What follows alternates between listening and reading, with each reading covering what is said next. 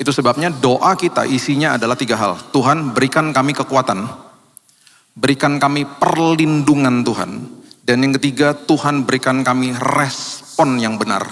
Kalau respon kami benar, Alkitab mengatakan kasih mengalahkan segala-galanya, pertobatan terjadi.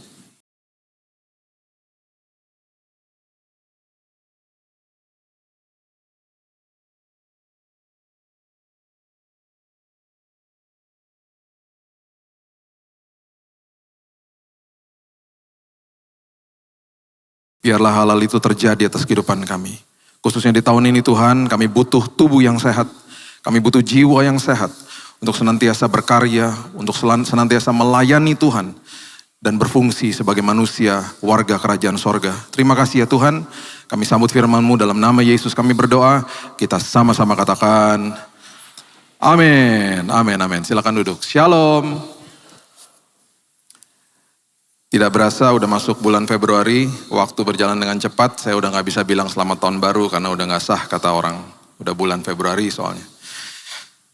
Saya mau sampaikan apa yang saya katakan di bulan lalu, saya ada trip ke Bangkok dan kemarin itu annual trip, setiap tahun kami berkumpul di sana dan itu adalah pertemuan summit antara semua yayasan-yayasan Kristen yang ada di Asia dan juga beberapa dari Afrika.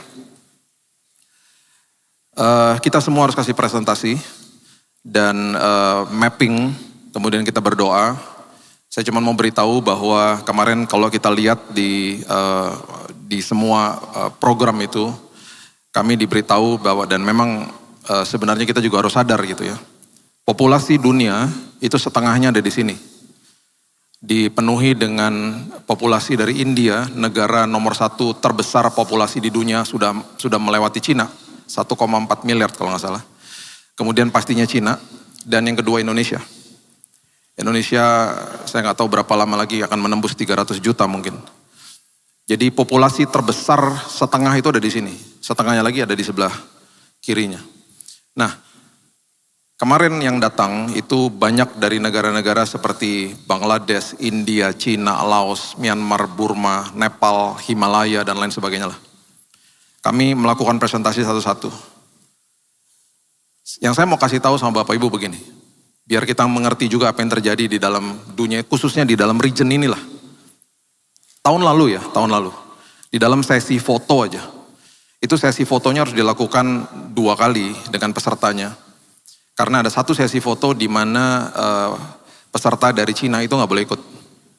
Karena mereka dipantau sama negara, sama pemerintah. Bahkan kemarin ada yang datang ke sana itu mereka tidak bisa langsung terbang ke Bangkok, mereka harus pergi ke negara-negara lain baru ke sana. Karena kalau enggak nanti paspornya ketahuan. Ngapain kamu di sini? Dicurigai dan lain sebagainya. Bahkan mereka dikasih tahu bahwa mereka harus ibadah hanya 1 kali seminggu. Mereka tersenyum sih, mereka bilang dan kita ya karena kita senyawa ngomongnya ya. Mereka bilang ya, mereka nggak sadar bahwa setiap hari itu adalah ibadah. Mereka tidak sadar bahwa setiap hari ketika kami bersentuhan dengan orang dan lain sebagainya, penginjilan berjalan terus. Sebentar lagi jangan kaget kalau mereka akan deklarasi negara Kristen terbesar di dunia. Karena ratusan juta sudah terima Yesus sebagai juru selamat. Dan walaupun presentasinya kelihatannya masih agak sedikit kecil dari 1 miliar lebih. Ya berikan tepuk tangan untuk Tuhan, yes, betul. Karena presentasinya masih kelihatan kecil, tapi nggak ada negara sebanyak itu orang Kristennya.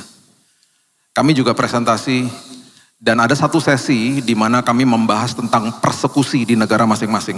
Itu sesi tertutup sekali, HP nggak boleh nyala, nggak boleh ada yang ngerekam dan tidak boleh ada yang foto. Ini saya mau kasih tahu aja Bapak Ibu ya. Makanya mengucap syukurlah, walaupun Indonesia juga ngalami aniaya, tapi kalau dibanding dengan mereka, kasihan saya. Ada satu negara, saya nggak bisa sebutin lah. Karena kita sudah sepakat di situ. Ada satu negara. Di tengah-tengah sesi persekusi dia dapat surat terbuka loh. Surat terbuka. Dikatakan kalau kamu pulang dan gereja kamu tidak kamu tutup, kami akan bakar. Kami akan bakar. Itu terjadi. Jadi singkat cerita dari akhirnya kita berkumpul, kita akhirnya sepakat gitu ya. Yang kita doakan adalah bukan supaya persekusinya tidak ada. Karena kita semua paham bahwa Matius 24 sudah mengatakan di akhir zaman itu persekusi akan makin atau aniaya akan makin berat. Dan itu sudah disiratkan sendiri sama Yesus. Itu sebabnya doa kita isinya adalah 3 hal. Tuhan berikan kami kekuatan, berikan kami perlindungan Tuhan. Dan yang ketiga, Tuhan berikan kami respon yang benar. Kalau respon kami benar, Alkitab mengatakan kasih mengalahkan segala-galanya, pertobatan terjadi. Karena Tuhan biarkan itu terjadi supaya manusia, supaya dunia melihat kemuliaan Tuhan. Dan itu yang terjadi di Indonesia. Makin banyak, dan saya kalau ngobrol sama teman-teman hamba Tuhan, yayasan saya ini yang didirikan orang tua kami ini sudah 59 tahun Bapak Ibu usianya. Dan kami punya satu divisi yang bantu hamba Tuhan setiap bulan. Itu sebabnya saya sering pergi ke desa, kota, kecamatan, bahkan ke gunung. Tahun lalu kami ada trip ke gunung di Papua. Dan seringkali kami juga menyidak mereka. Ada beberapa teman-teman hamba Tuhan yang ada di Gunung Kidul misalnya dan lain sebagainya. Kita naik ke sana aksesnya harus pakai motor misalnya. Dan itu yang kami lakukan. Dan kemudian saya dengan teman-teman udah default lah ya, ini tiap bulan udah di Jakarta, kami akan bantu panti asuhan sama orang-orang yang ada di bawah kolong jembatan, yang orang-orang marginal lah. Itu tiap bulan udah, berbagi kasih. Yang kami lihat di lapangan, dan saya bisa bagikan selama 5 tahun terakhir ini, pertumbuhan kekristenan di Indonesia itu memang dahsyatnya luar biasa, pesatnya luar biasa. Dan yang mereka selalu katakan adalah, ketika ditanya, hampir 90% selalu bilang gara-gara sosial media. Jadi saya selalu akan ingetin jemaat, saya nggak akan capek-capek ingetin jemaat, gunakan sosial mediamu sebagai mimbarmu. Kalau engkau nggak punya konten, forward konten yang engkau suka dan memberkati dirimu, atau kalau tidak, posting aja ayat Alkitab. Kita nggak pernah tahu siapa yang akan baca dan banyak orang membutuhkan Yesus. Dan hari ini kita punya mimbar yang ada di dalam tangan kita. Jangan dipakai untuk hal-hal yang lain. Jangan mencibir, debat kusir, nggak penting hal-hal seperti itu. Gunakan sosmedmu menjadi mimbarmu. Dan banjiri Indonesia dengan firman Tuhan. Dan saya percaya banyak orang akan terima Yesus sebagai juru selamat. Amin. Kita ditempatkan di negara ini, Tuhan punya maksud. Dan cintailah negara ini dengan segala kekurangannya, doakan, jangan dicibir-cibir, katakan kata-kata berkat atas bangsa ini. Khususnya atas kotamu Surabaya. Dan saya percaya Indonesia akan dimenangkan untuk kemuliaan nama Tuhan. Yes. Saya pulang kemarin dari sana saya ke recharge sama istri saya. Istri saya ikut, saya ke recharge. Kita nangis di situ. Saya bilang, Tuhan, lihat ini hamba-hambamu yang melayani Tuhan tuh, waduh, betul-betul udah gak ada pamrih lah. Saya ke recharge. Saya bilang, yuk kita saling afirmasi. Kita saling berpelukan, kemarin kita saling mendoakan, kita menangis sama-sama. Karena mereka udah teman-teman, kita udah setiap tahun ketemu soalnya. Dan kita saling membantu, saling berbagi kasih juga dengan mereka dan seterusnya. Ya, jadi kira-kira begitu. Oke, firman Tuhan hari ini saya berikan judul mau lari kemana kita. Jadi setiap kehidupan itu Alkitab menggambarkan ini adalah sebuah perlombaan. Ya, perlombaan iman kita. 1 Korintus 9 ayat 24 mengatakan begini. 1 Korintus 9 ayat 24. Tidak tahukah kamu bahwa dalam gelanggang pertandingan semua peserta turut berlari. Tetapi bahwa hanya satu orang saja yang mendapat hadiah, karena itu larilah begitu rupa sehingga kamu memperolehnya. Pertandingan ini merupakan sebuah kehidupan iman, sebuah perjalanan iman digambarkan sebagai sebuah perlombaan. Kalau saya bisa tambahkan, perlombaan itu jangan pernah banding-bandingkan diri dengan orang lain, bandingkan diri kita dengan diri kita sendiri yang kita lakukan kemarin atau tahun lalu. Bandingkan diri kita dengan diri kita sendiri, kemudian mulai bicara sama diri sendiri. Kemarin hari Kamis kita membahas bagaimana ada satu pribadi yang paling sering bicara sama dirinya sendiri, yaitu Daud. Dan Daud ini ngomong sama dirinya sendiri, dia memperkatakan kata-kata berkat, dia tegur jiwanya bahkan. Dia berkali-kali, makanya saya suka baca ayat-ayat yang menggambarkan tentang ketika Daud itu ngomong sama dirinya sendiri. Karena dia tahu dirinya ini penuh sampah. Diri kita juga banyak sampahnya karena kita tinggal di tengah-tengah kegelapan. Dia ngomong seperti begini, salah satu contohnya. Hai jiwaku, pujilah namanya, jangan lupakan kebaikan Tuhan. Dan seterusnya dan seterusnya. Ada satu ayat di Mazmur 131 ayat yang kedua. Mazmur 131 ayat yang kedua mengatakan begini. Sesungguhnya aku telah menenangkan dan mendiamkan jiwaku. Ini dari semua apa yang Daud bicarakan tentang dirinya, ini ayat favorit saya. Saya sampai jadikan ini salah satu doa saya. Aku diamkan dan tenangkan jiwaku yang penuh sampah, kalau kita bisa tambahkan. Aku tenangkan dan diamkan jiwaku supaya emosiku tidak menguasai diriku, tetapi biarlah firman Tuhan yang menguasai diriku. Kemudian bagian yang kedua dia katakan dengan luar biasa, dia katakan seperti anak yang disapih berbaring dekat ibunya. Ya, seperti anak yang disapih jiwaku dalam diriku. Disapih artinya meninggalkan ketergantungan sama susu. Dengan kata lain dia bilang gini, hai jiwaku dewasa dong. Keren banget, ini ayat keren banget. Dia bilang sama dirinya, ayo jiwaku, aku mendiamkan engkau. Aku tenangkan emosiku. Karena aku harus bertindak dan berkata-kata sesuai dengan firman Tuhan. Yuk katakan hal yang sama kepada diri kita setiap hari. Kemenangan kemarin jangan dijadikan acuan buat hari ini. Pergumulan hari ini beda lagi. Kalau kita sudah menang kemarin atas diri kita, hari ini pergumulannya beda lagi. Minta anugerah Tuhan yang baru hari ini. Katakan hal-hal yang positif, hal-hal firman Tuhan atas hidupmu. Nah, kemudian ketika kita masuk ke dalam gelanggang pertandingan ini, kita masuk ke dalam tahun yang baru. Kita masih diizinkan lihat tahun yang baru. Kemarin tanggal 31 Desember, ada seorang teman saya yang ada di rumah, karena kami ada ibadah di rumah. Kita nonton Betaningin dan juga malamnya. Kemudian kita perjamuan kudus di rumah sama keluarga, sama teman. Di jam 7 malam kita lagi dinner bareng-bareng di rumah. Teman saya dapat telepon, papanya dipanggil pulang Tuhan. Di hari itu, di tanggal 31 Desember. Papanya gak diizinkan Tuhan lihat 2026. Tugasnya selesai. Kalau kita masih diberikan izin untuk melihat ada di tahun ini, Tuhan masih punya maksud sama kita. Tugas kita belum selesai. Hargai waktumu. Karena tambah ulang tahun, berarti waktu kita makin berkurang. Setiap bulan Januari saya agak-agak biasa aja sekarang, gak kayak dulu. Karena bulan Januari saya juga ulang tahun. Dan saya bentar lagi 2 tahun lagi 60. Gak kelihatan kan? Puji Tuhan. Anak saya bilang gini, waktu saya umur 40 saya udah mulai kesel. Duh kenapa sih umur bertambah terus? Anak saya bilang gini, udahlah Dad, kalau makin tua juga gak kelihatan. Kalau ada rambut putih lihat aja rambutnya gue gak kelihatan. Itu kata anak saya. Itu afirmasi yang membuat saya, iya sih benar juga. Kita tiap tahun ya merayakan ulang tahun kalender sama ulang tahun kelahiran. Tiap tahun. Jadi mau ngapain sama hidup ini? Nah ada sebuah cerita.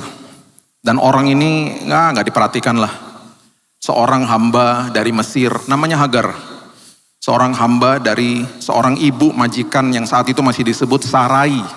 Atau Sarah yang kita kenal. Istri daripada Abraham. Sarah ini menunggu keturunan atau bayi yang gak lahir-lahir, imannya mulai goyah. Akhirnya dia bilang sama suaminya, udah kamu kawin aja deh sama hambaku. Ya salahnya salah juga dia kok. Akhirnya Hagar, kita sudah tahu kisahnya, hamil. Dan ini yang Alkitab katakan, Kejadian pasal yang ke-16 ayatnya yang kelima mengatakan begini. Lalu berkatalah Sarai kepada Abram, penghinaan yang kuderita ini adalah tanggung jawabmu. Akulah yang memberikan hambaku ke pangkuanmu, tetapi baru saja ia tahu bahwa ia mengandung, ia memandang rendah akan aku. Tuhan kiranya menjadi hakim antara aku dan engkau. Jadi menurut Sarai ini, si Hagar ini kurang ajar sama dia. Alkitab tidak mendokumentasikan seperti apa, tapi kalau kita pikir ya karena ulahmu sendiri kok kamu yang kasih hambamu sama suamimu gimana. Kemudian kata Abram kepada Sarai, ayat yang ke-6, hambamu itu di bawah kekuasaanmu. Perbuatlah kepadanya apa yang kau pandang baik. Lalu Sarai menindas Hagar sehingga ia lari meninggalkannya. Hagar lari dari majikannya. Perhatikan kebenaran-kebenaran ini. Lalu malaikat Tuhan menjumpainya dekat suatu mata air di padang gurun.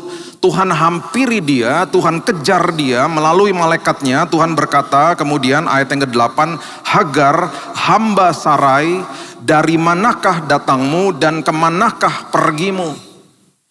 Kamu dari mana sih? Dan kamu mau kemana? Bukan karena Tuhan tidak tahu dia dari mana dan mau kemana. Ini adalah sebuah pernyataan atau pertanyaan Tuhan yang dilontarkan kepada dia supaya dia ngomong, kamu tuh mau kemana? Saya mau dengar isi hatimu.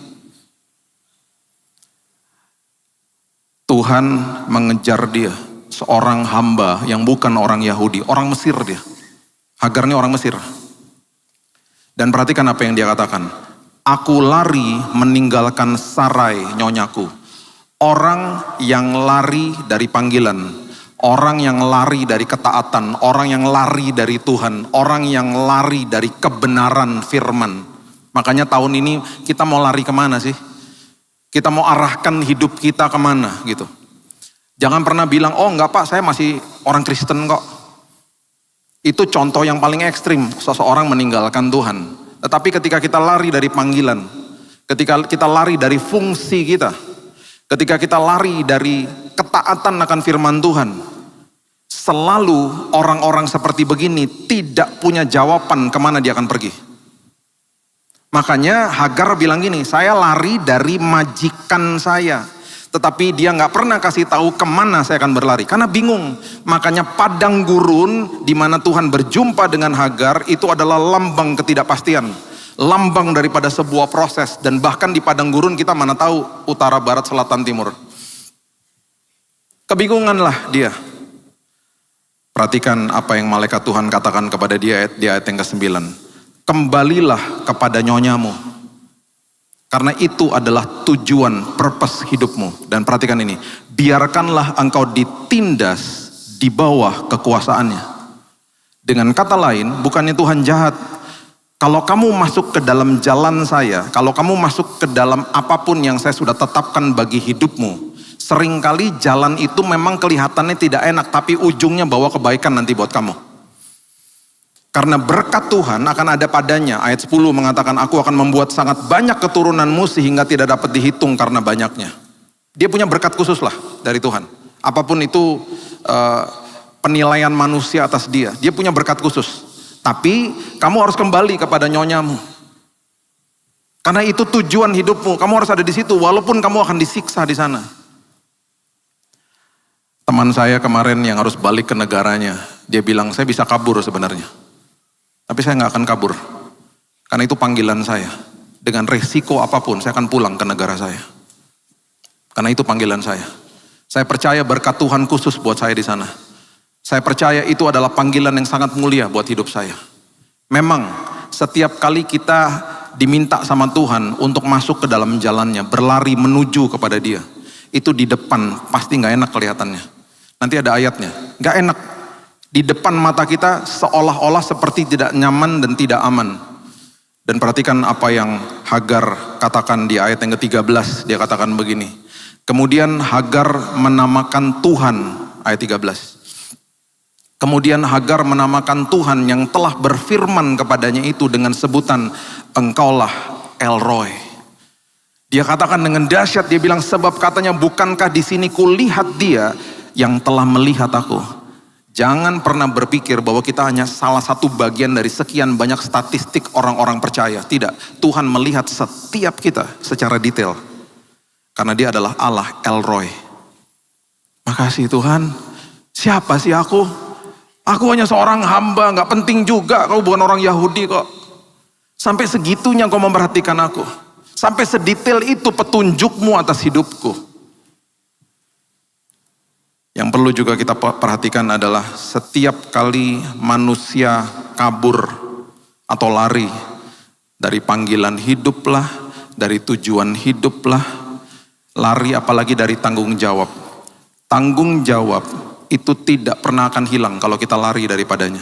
Tanggung jawab itu bisa menjadi tanggung jawab orang lain dan itu sangat luar biasa bahayanya. Di Matius pasal yang ke-25, itu adalah prinsip perumpamaan tentang sebuah pengelolaan hidup.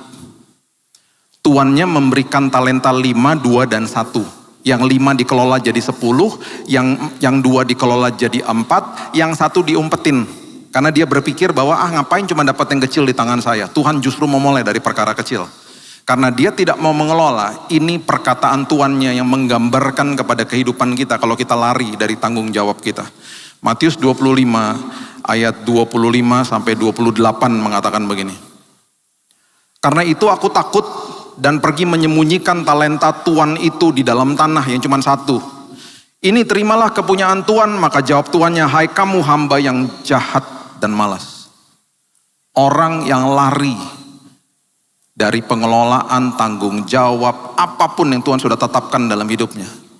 Alkitab mengatakan kau adalah hamba yang jahat dan malas. Sebaliknya engkau adalah hamba yang baik dan setia ketika mereka mengadakan pengelolaan itu. Jadi kamu sudah tahu bahwa aku menuai di tempat di mana aku tidak menabur dan memungut dari tempat di mana aku tidak menanam. Karena itu sudahlah seharusnya uangku itu kau berikan kepada orang yang menjalankan uang. Supaya sekembaliku aku menerimanya serta dengan bunganya. Sebab itu ambillah talenta itu daripadanya, berikan kepada orang yang memiliki 10 talenta. Dengan kata lain, tanggung jawab gak akan hilang. Dengan kata lain lagi, Alkitab mengatakan bahwa kalau kamu tidak bertanggung jawab sama sesuatu apa yang Tuhan sudah tetapkan, itu akan diambil sama orang lain loh. Dan contoh ekstrim yang paling sebenarnya paling merugikan banyak orang, itu adalah ketika seorang anak bertumbuh di dalam sebuah rumah tanpa figur ayah, atau ayahnya kabur dari dia, atau ayahnya tidak hadir, atau apapun lah, atau ayahnya kasar, KDRT dan lain sebagainya. Karena firman Tuhan di kitab Kejadian, saya gak punya waktu untuk bahas itu semuanya. Pertama kali instruksi diberikan itu tidak kepada wanita, diberikan kepada pria. Makanya identitas manusia itu diberikan dari seorang ayah yang ada di rumahnya. Makanya seorang anak yang fatherless, tidak memiliki kehadiran bapaknya dalam hidupnya, itu red flag langsung. Dan ketika bapak itu tidak mengambil tanggung jawab itu dengan baik dan benar, itu tanggung jawab diambil sama orang lain. Contoh sederhana, seorang anak wanita yang dilukai sama bapaknya, dan bahkan bapaknya tidak hadir, ada kemungkinan besar, dia akan sleeping around nanti kalau udah besar. Dia akan jadi, maaf ya, dalam tanda kutip gampangan gitu loh. Dia akan cari figur ayah di pria-pria yang lain. Orang kasih perhatian dikit sama dia, oh dia seneng. Orang kasih perhatian yang khusus buat dia, oh dia senang. Jadi cowok-cowok akhirnya tahu, wah ini gampang nih. Dan itu red flag. Dulu waktu masih ada waktu, saya sama istri sempat memberikan sebuah nasihat lah sama beberapa teman yang mau menikah. Pertama ya, yang saya tanya selalu, hubungan kamu sama bapakmu gimana? Istri saya ngomong sama pacarnya. Ketika dia bilang hubungannya gak baik lah ya misalnya. Ketika di cross check sama pacarnya, saya ngomong gini, pacar kamu gak usah kasih tahu. Saya cuma mau tanya, pacar kamu obsesif, posesif, insecure, cemburuan, asumsi, cepat marah, sensitif. Pacarnya pasti ngomong gitu. Kok kakak tahu? Karena dia gak pernah pulih sama bapaknya. Kalau dia gak pulih dan dia bawa sampah ini masuk ke dalam pernikahan kamu, kelar kamu. Bubar kamu. Itu orang yang lari tanggung jawab. Tahun 2002, saya diundang ke sebuah grup konglomerat besar lah. Mereka bilang gini, Pak tolong mentor anak-anak kami. Sedih saya. Karena saya ngelihat tanggung jawab itu diberikan kepada saya. Karena ayah-ayahnya tidak hadir. Saya sampai hari ini gak pernah bisa menyebut nama kelompok itu. Dan satu hari saya gak pernah lupa, di tahun 2002 anaknya dapat hadiah home theater, harganya ratusan juta lah. Dimana itu ada ruangan, dimana dia main game sama teman-temannya. Dia murung, saya bilang gini, kenapa sih kamu murung? Kan ini hari ulang tahun kamu. Dan kamu kan harusnya senang hari ini. Saya gak pernah lupa anak 17 tahun ngomong gini, Kak, aku gak butuh semua ini. Aku suka iri hati sama teman-temanku yang lain, yang punya papa yang selalu mengasihi mereka, bahkan memeluk dan mengatakan I love you. Papa aku gak pernah hadir. Dia kasih aku harta, jabatan, status, ketenaran, uang. Aku gak butuh itu. Yang aku butuh dia hadir dalam hidupku. Lihat hari ini gak ada kan, main golf. Kalau aku liburan dia sibuk di telepon, gak pernah berkomunikasi, gak pernah tahu isi raport aku. Saya keluar dari rumah itu, waktu mau pulang, lihat rumah yang begitu besar. Ironis. Seorang yang meninggalkan tanggung jawab, lari dari tanggung jawab, dia pikir oh aman-aman aja. Terjadi hal seperti itu. Nah ada lagi orang yang lari daripada kebenaran firman, karena bagi dia dianggapnya mudah. Contoh, orang yang sakit hati, ya, orang yang dilukai sama orang misalnya. Kita misalnya dilukai sama orang ya, orang ini baru ngomong hal-hal buruk sama kita, misalnya kasar gitu ya. Cuman sejenak misalnya, terus dia pergi. Pribadi yang paling sering ngomong sama saya, sama saudara setelah kita disakiti, itu adalah diri kita sendiri. Ini orangnya baru nyakitin loh, terus dia pergi. Kita ngomong sendiri loh sama diri kita. Kalau kita gak benar di dalam pemahaman firman, kita gak mau dikuasai. Makanya Daud bilang, aku mendiamkan jiwaku. Aku menenangkan jiwaku yang penuh sampah. Kalau enggak, kita bisa ngomong-ngomong begini. Dasar ya. Memang dari dulu aku lihat kamu tuh, kamu gak bener orangnya gitu. Ngomong sendiri loh kita. Memang pantesan kamu, Tuhan ambil rambut kamu semua botak kamu sekarang. Kita ngomong-ngomong sendiri, kita ngata-ngatain tuh orang dalam hati kita. Lihat kamu nanti. Kalau kamu nanti ketemu sama aku lagi, nggak akan aku tegur kamu. Kelar kamu udah. Dasar kamu ya gitu. Ngomong sendiri loh kita. Terus tiba-tiba dari sakit hati timbul akar kepahitan. Timbul akar kepahitan gara-gara kita ngomong sama diri kita sendiri. Sesuatu yang sangat salah. Makanya Daud bilang, aku mendiamkan jiwaku, aku menenangkan jiwaku yang penuh sampah. Aku gak mau ngambil keputusan yang salah. Kita gak sadar, kita lagi lari ke dalam hal-hal yang kita pikir mudah. Lebih mudah buat saya untuk membenci dia saat itu. Lebih mudah untuk saya untuk emosi sama dia. Karena untuk saya mengampuni dia, oh susah. Susah. Kita nggak sadar, kita lagi lari dari panggilan Tuhan, kita lagi lari dari ketaatan, dan kita bingung mau lari kemana. Kita pikir itu aman-aman aja, kita tidak sadar ketika akar kepahitan itu mulai menggerogoti kita. Itu sangat merugikan, dan Alkitab mencatat itu merugikan orang lain. Ibrani, coba lihat ayat yang ke-12, ayat 15. Ibrani pasal yang ke-12 ayat 15. Jagalah supaya jangan ada seorang pun menjauhkan diri dari kasih karunia Allah. Ini dalam loh nih ayat ya. Saya gemes kadang-kadang kalau saya nggak punya banyak waktu untuk bahas ini. Begini loh, jangan jauhkan diri dari kasih karunia. Karena gini, Tuhan bilang ini, saling mengasihi sama seperti aku telah mengasihimu. Di dalam ya firman Tuhan. Kasih itu urutannya terlebih dahulu Tuhan mengasihi kita. Gak pernah Alkitab mengatakan kita mengasihi Tuhan terlebih dahulu. Karena Tuhan mengasihimu, melakukan kasih, tebarlah kasih, kasihilah dia dan kasihilah sesama manusia. Berdasarkan kasih itu. Kalau enggak kamu gak punya base, gak punya dasar. Itu makanya dikatakan jangan jauh dari kasih karunia Allah. Agar jangan tumbuh akar yang pahit. Tuh. Yang bisa ngapain? Menimbulkan kerusuhan dan mencemarkan banyak orang. Makanya saya katakan tadi kan, orang yang timbul akar kepahitan gara-gara bapaknya nggak hadir atau gara-gara dia kepahitan sama orang, dia akan mencemarkan orang.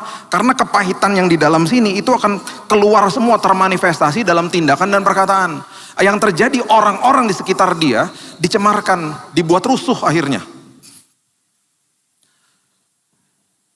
Di tahun 60-an papa saya kabur dari kampung Tomohon di Manado. Karena papanya dia mukulin dia.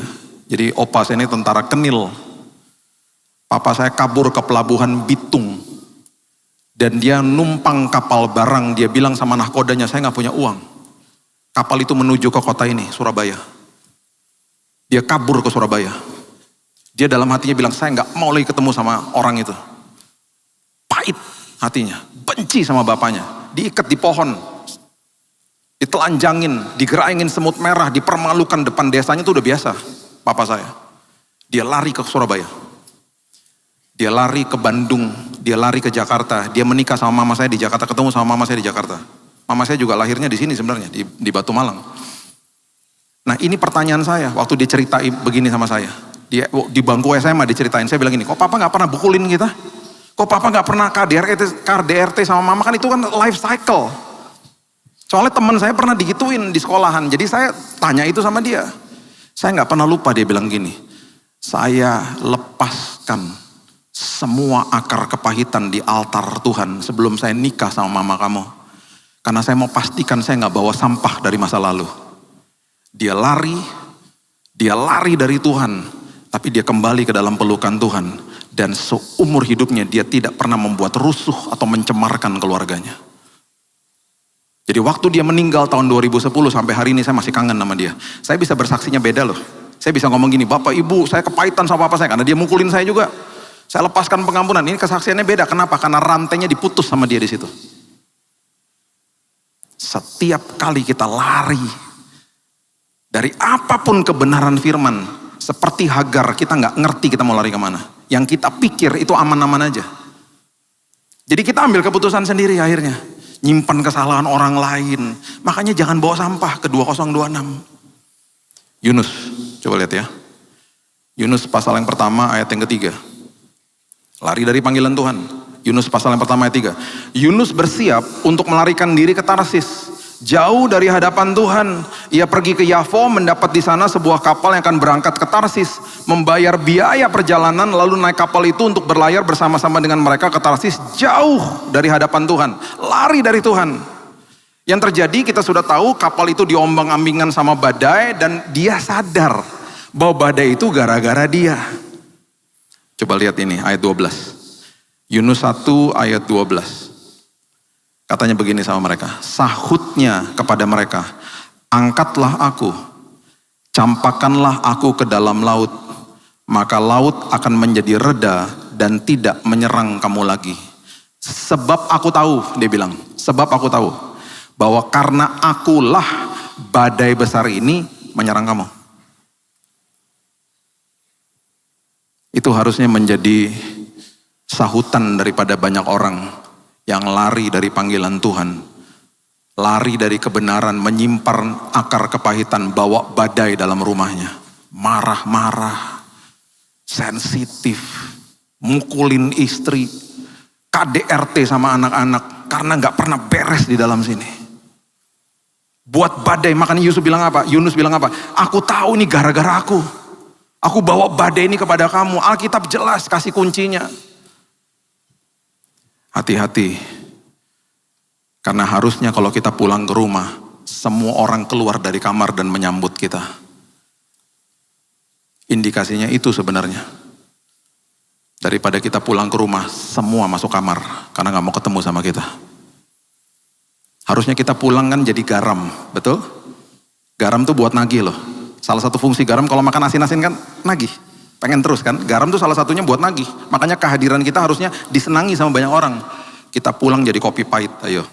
Semua pahit, lari masuk ke kamar. Itu indikasinya.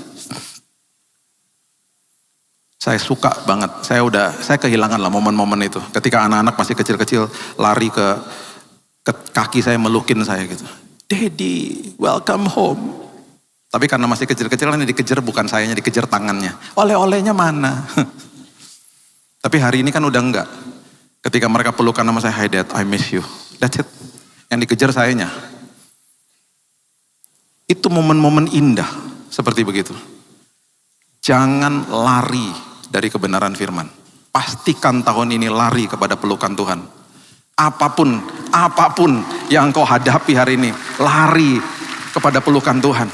Walaupun susah Bapak Ibu, walaupun itu kelihatannya gak enak ya. Coba lihat ini ayat ini.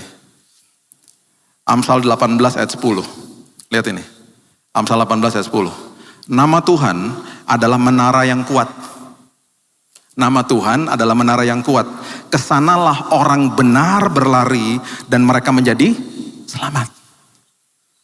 Apapun ya, ini sampai ekstrimnya gini lah. Bapak Ibu jatuh, saya dan Bapak Ibu ini kita jatuh dalam dosa ya. Jangan lari dari Tuhan. Lari ke Tuhan. Ada buktinya? Oh ada. Terlalu banyak buktinya di Alkitab. Banyak orang ngomong gini sama saya gak layak Pak datang ke gereja, kan saya banyak dosanya. Kamu tahu gak kalau kamu datang ke tempat ibadah, lari kepada Tuhan, itu kamu sedang dimandikan sama Tuhan. Tuhan sedang menyempurnakan, menguduskan hidupmu. Kamu gak bisa menguduskan dirimu sendiri. Harus dijelasin dulu. Jangan pernah bilang kamu taat untuk kudus, bukan. Kamu taat karena kamu sudah dikuduskan. Jangan kebalik loh. Kamu taat karena ketaatan adalah buah daripada keselamatan, bukan untuk mendapatkan keselamatan. Kamu dapat keselamatan karena iman kamu kepada Tuhan, bukan dengan usaha dan upaya dari dirimu. Jangan kebalik-balik. Oh gitu, iya. Terus kamu harus paham lagi. Kalau kamu datang kepada Tuhan, kalau kamu mau mandi, mana ada orang mau mandi terus seka-seka dulu? Gak ada. Kamu ngapain seka-seka? Karena aku mau mandi. Lah gimana sih? Ya mandi aja udah.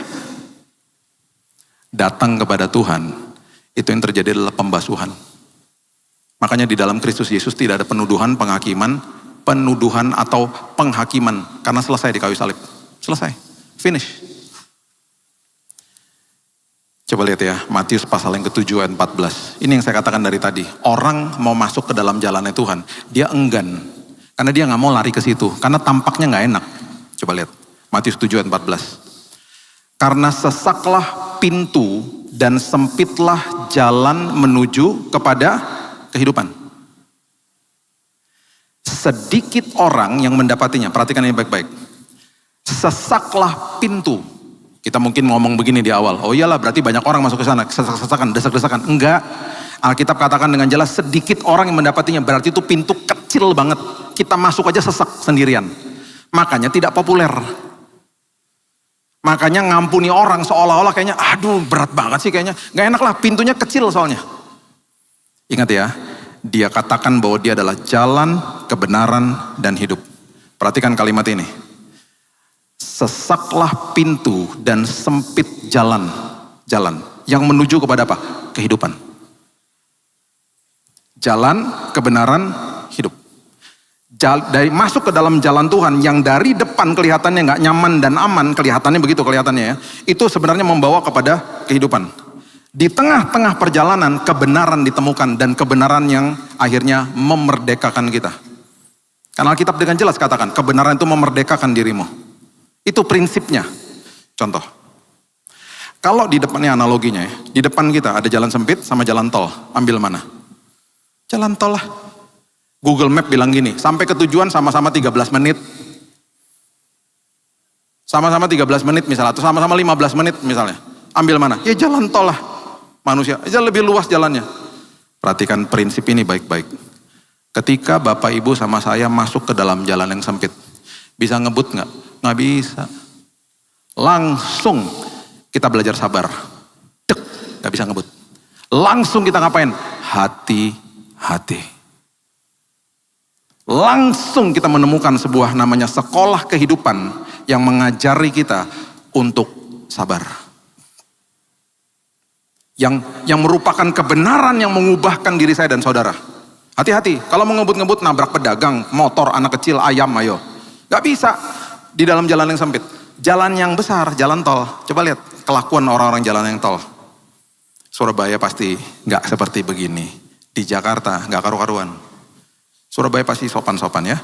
Di Jakarta itu orang-orang yang di jalan tol itu selalu memenuhi yang namanya bahu jalan. Udah jalan tol loh, masih gak sabar, masih ngambil bahu jalan. Temen polisi saya nih ngomong gini, Bill, orang yang masuk bahu jalan itu dua hal terjadi. Yang pertama karena dia gak sabar, makanya orang masuk bahu jalan selalu pasti ngebut. Dia ingin mendahului yang lain-lain. Bahkan kalau ada ambulans lewat itu, dia ikut di belakangnya. Ngapain coba? Dia ikut-ikutan karena dia gak sabar. Yang kedua, dia tahu dia salah. Makanya dia buru-buru, dia tahu hatinya, berkecamuk karena salah, di jalur yang salah. Teman polisi saya ngomong gini, Bill, itu kan namanya lajur emergency, betul? Tempat dimana kalau emergency terjadi, orang ke situ. Banyak orang, ban pecah. Kena serangan jantung misalnya di mobil. Makanan anak kecil tumpah, dan lain sebagainya. Mereka melipir dong ke kiri, mau masuk bahu jalan. Itu 90% Bill gak akan lihat spion. Karena mereka pikir bahu jalannya steril. Nah mobil yang lagi masuk bahu jalan yang kecepatannya betul-betul kencangnya luar biasa. Itu tabrakan Bill terjadinya detik. Saya tuh kalau ke TKP Bill nangis aku Bill. Fatal soalnya, hancur mobilnya. Sedih saya, orang-orang gak bisa diatur katanya teman polisi saya. Kamu tuh kalau lagi khotbah ingetin jemaat ya Bill. Oh siap komandan. Tapi jemaat nginten gak gitu lah. Ini semuanya sopan, muka-muka sopan semuanya. Muka-muka di lajur yang, makanya teman saya pernah bawa mobil saya. Karena saya lagi butuh kerja waktu itu di HP saya. Dia bawa mobil, dia mau masuk bahu jalan? Enggak.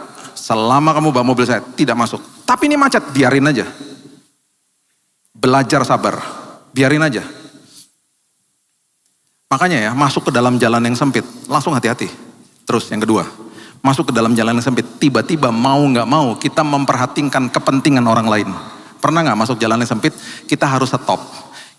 Kita lipet tuh spion, terus kita bilang gini sama orang depan, Mas jalan dulu mas, kalau mas gak jalan saya gak bisa jalan.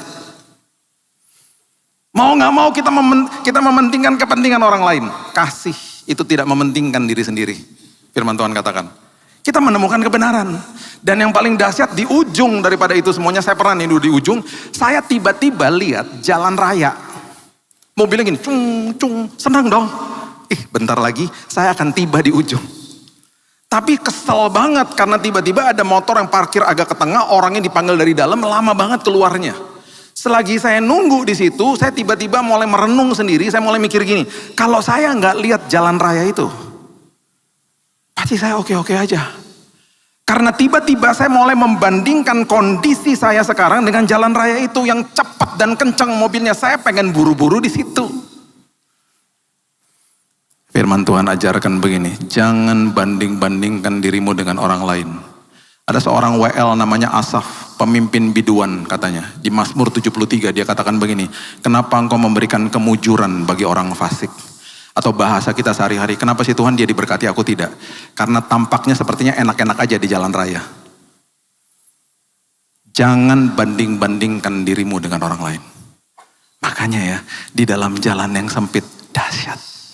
Kita belajar kebenaran di situ. Kita hati-hati, kita mementingkan kepentingan orang, kita belajar sabar, kita belajar nggak banding-bandingkan diri sama orang lain.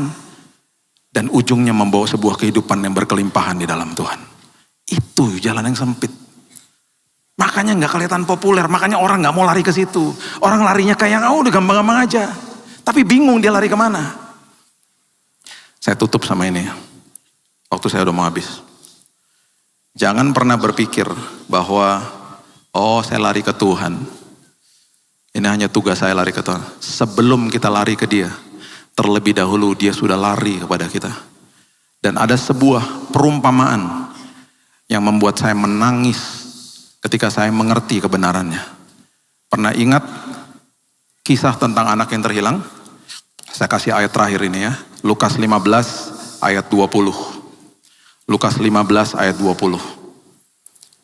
Waktu anaknya pulang, oke? Waktu anaknya pulang. Ingat sebelum dia pergi dia bilang gini, berikan harta milik kita yang menjadi hakku. Jadi dia bawa uang dari papanya, dari ayahnya, dia pergi. Oke? Waktu dia pulang ini terjadi. Maka bangkitlah ia dan pergi kepada bapaknya toh. Ketika ia masih jauh, ayahnya telah melihat, scanning the horizon, udah lihat dari jauh. Lalu tergeraklah hatinya oleh belas kasihan. Perhatikan ini, ayahnya itu berlari mendapatkan dia, lalu merangkul dan mencium dia. Oke, kita kalau baca ini aja, mungkin kita nggak ngerti konteksnya. Gini, perumpamaan ini dilontarkan sama Yesus, diberikan untuk orang Farisi. Orang Farisi adalah orang yang bukan sekedar mengerti Talmud, Taurat dan lain sebagainya. Dia mengerti tradisi bangsa Yahudi. Nah, tradisi bangsa Yahudi saat itu di sebuah desa, kalau sampai ada anak atau siapapun keluar dari desa itu bawa uang dari situ, walaupun tuh uang orang tuanya, itu dianggap mengambil devisa desa, dibawa pergi. Jadi ketika dia bawa uang pergi, itu berarti ekonomi daripada desa itu nanti akan berkurang gitu loh. Karena harus izin sebenarnya. Nah, kalau sampai hal itu terjadi, ketika si anak itu atau siapapun itu pulang ke desa itu, ada pengadilan rakyat yang namanya kezazah. Kezazah itu adalah pengadilan rakyat di mana ketika anaknya belum masuk ke dalam desanya, masih di kejauhan, rakyat keluar, bawa sebuah misalnya vas atau pundi, dan sebagai upacara itu dipecahkan di kaki anaknya, dan dia akan dikatakan, you don't belong here. Kamu tidak punya tempat di sini. Dihakimi dia. Bapak Ibu, Yesus mengatakan ini kepada orang Farisi, ini detail ayatnya. Lukas adalah seorang dokter yang menulis ini. Dia tulisnya detail. Semua kalimat ada artinya. Bapak lari itu merupakan sebuah perbuatan yang sangat-sangat tidak menghormati diri sendiri. Karena dia harus angkat sarungnya. Dan itu tidak dilakukan sama ayah-ayah Yahudi. Dia lari kepada anaknya. Dia mendapati anaknya. Maksudnya adalah sebelum kamu masuk ke dalam kampung ini, ketika rakyat akan menghakimi kamu, aku sudah mendapati kamu on the outskirt of this village. Saya akan mendapati kamu di luar daripada desa ini. Saya akan merangkul dan mencium kamu. Ketika saya lakukan itu membatalkan yang namanya pengadilan rakyat. Betapa hebatnya Tuhan kita. Ketika harusnya kita diadili dan menghadapi yang namanya hukuman dosa. Dia turun dari tahtanya. Lari kepada semua kita. Sebelum kita punya kesempatan untuk mengasihi dia, mati, bangkit di hari yang ketiga. Untuk saudara sama saya. Dan katakan, it's okay nak. Sampai kapanpun engkau adalah anak, ahli waris, dan orang yang punya hak penuh buat semua kerajaanku, apapun yang aku punya. Bapaknya membatalkan prosesi kezazah. Itu yang terjadi. Sebelum kita lakukan apapun, dia udah lari ke kita. Dia bukan bapak yang di kelihatannya sangar, mengerikan, nunggu anaknya. Oh enggak. Dia lari ke kita. Dia meninggalkan tahtanya. Dia angkat sarungnya. Karena dia mengasihi saudara dan saya. Yuk, tahun ini arahkan kehidupan kita kepada arah yang benar. Walaupun pintunya sempit. It's okay. Walaupun di awal gak enak. It's okay. Walaupun Hagar dibilang gak enak. It's okay. Dan ini sekali lagi yang sebagai penutup. Kenapa Yunus diterima di Niniwe? Kenapa waktu dia mau balik ke dalam jalan Tuhan, Tuhan mengirim ikan yang besar. Bapak Ibu, bangsa Niniwe adalah bangsa, kalau Bapak Ibu baca sejarahnya, adalah bangsa Asyur. Dan dewanya mereka adalah dewa ikan. Jadi waktu Yunus dimuntahkan dari ikan, di dalam pikiran mereka, ini dewanya datang. Makanya di Yunus pasal yang ketiga, mereka semuanya percaya kepada Tuhan. Tuhan bisa gunakan apa saja dan siapa saja. Di dalam apapun keputusan yang salah, kalau kita kembali, dia akan rangkaikan segala sesuatu membawa kebaikan bagi kita. Itu Tuhan. Jadi larilah kepada dia. Jangan lari dari kebenaran. Kau akan menemukan kebenaran dan memiliki kehidupan yang luar biasa di 2026. Berikan tepuk tangan kita untuk Tuhan kita. Terima kasih Tuhan buat kebenaran firman-Mu. Kami belajar banyak hal hari ini Tuhan. Biarlah firman ini merasuki kehidupan kami. Dan seperti Daud kami katakan, kami menenangkan dan mendiamkan jiwaku. Kami mau lari kepada pangkuan Tuhan. Lari kepada hadirat-Mu, bukan lari dari-Mu Tuhan. Kami gak mau lari dari ketaatan, lari dari firman, kami gak mau Tuhan. Walaupun jalannya memang sempit dan kelihatannya tidak enak, tapi disitulah kami menemukan kebenaran. Di mana jalan itu akan membawa kami kepada kehidupan yang berkelimpahan di dalam Kristus, khususnya di 2026 ini. Terima kasih Bapak yang baik meteraikan firman ini, dan hanya di dalam nama Tuhan Yesus kami berdoa dan mengucap syukur, kita sama-sama katakan, amin. God bless you.